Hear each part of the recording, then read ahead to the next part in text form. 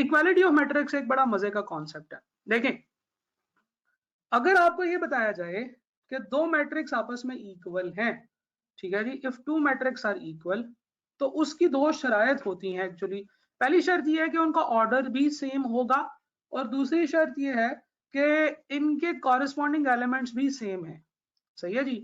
अगर आपको बताया जाए कि दो मैट्रिक्स हैं ए और बी, और ये दोनों आपस में एक दूसरे के इक्वल हैं, तो इसका मतलब ये है कि जो ए का ऑर्डर होगा, फर्ज करें कि ए का ऑर्डर है 1 into 1, नहीं, हम कहते हैं ए का ऑर्डर है जी 2 into 2, तो बी का ऑर्डर क्या होगा? क्योंकि मुझे पता है कि ए और बी आपस में एक दूसरे के इक्वल हैं, तो बी का ऑर्डर भी लाजमी तौर पर 2 into 2 होगा।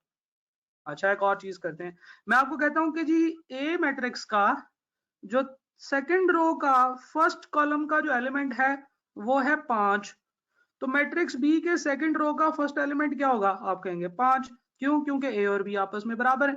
एग्जामिनर ने आपको बताया कि भाई ए और बी बराबर हैं, तो मैट्रिक्स ए और बी बराबर होने का मतलब ये है कि इनका ऑर्डर भी सेम होगा और इनके कॉरेस्पॉन्डिंग एलिमेंट्स भी सेम होंगे।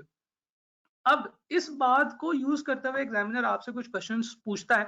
वो क्वेश्चंस भी इंशाल्लाह हम थोड़ा सा आगे जाके कर रहे होंगे, और उन क्वेश्चंस में हम देखेंगे कि हम किस तरीके से इस लॉजिक को जो है ना वो यूज करते हुए मैट्रिक्स की इक्वालिटी बनाते हैं। रूल ये है कि अगर एग्जामिनर कहे कि मैट्रिक्स इक्वल है, टू मैट्रिक्स आर इक्वल, तो हम कहेंगे कि अच्छा, अगर दोनों मैट्रिक्स इक्वल हैं तो हम कहेंगे जनाब इसका मतलब ये है कि इनका ऑर्डर भी सेम है और कॉरेस्पॉन्डिंग एलिमेंट्स भी सेम।